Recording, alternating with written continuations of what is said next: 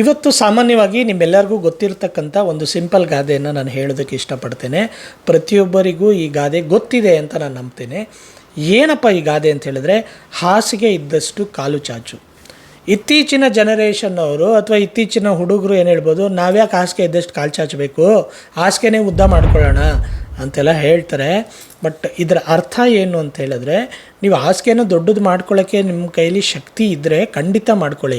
ಆದರೆ ನಿಮಗೆ ಶಕ್ತಿ ಇಲ್ಲದೆ ಯಾರೋ ಮಾಡ್ತಿದ್ದಾರೆ ಅಂತ ನಾವು ಮಾಡೋಕ್ಕೆ ಹೋದಾಗ ಅದರಿಂದ ಕೂಡ ತೊಂದರೆ ಅನುಭವಿಸ್ತೀರಾ ಅನ್ನೋದ್ರ ಒಂದು ಒಳ ಅರ್ಥದೊಂದಿಗೆ ಹಾಸಿಗೆ ಇದ್ದಷ್ಟೇ ಕಾಲು ಚಾಚಬೇಕು ಅಂತೇಳಿದರೆ, ನಮಗೆ ಎಷ್ಟು ಸಾಧ್ಯ ನಮ್ಮ ಶಕ್ತಿ ಅನುಸಾರ ನಾವು ಜೀವನ ಮಾಡೋದು ತುಂಬ ಒಳ್ಳೆಯದು. ಯಾರೋ ಏನೋ ಮಾಡ್ತಾ ಇದ್ದಾರೆ, ಅವರಿಗೆ ನಾವು ಕಾಂಪೀಟ್ ಮಾಡಿಬಿಡೋಣ.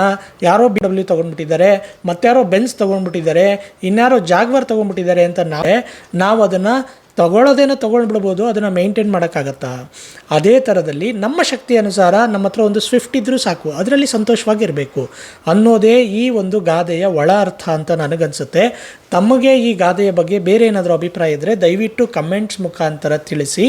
ಹಾಗೆ ಹೆಚ್ಚು ಶೇರ್ ಮಾಡಿ, ಯಾಕಂದರೆ ಈ ಒಂದು ಕನ್ನಡಿಗನ ಪ್ರಯತ್ನ ಹೆಚ್ಚು ಜನಗಳಿಗೆ ತಲುಪಬೇಕು ಅನ್ನೋದು ನನ್ನ ಒಂದು ಆಸೆ.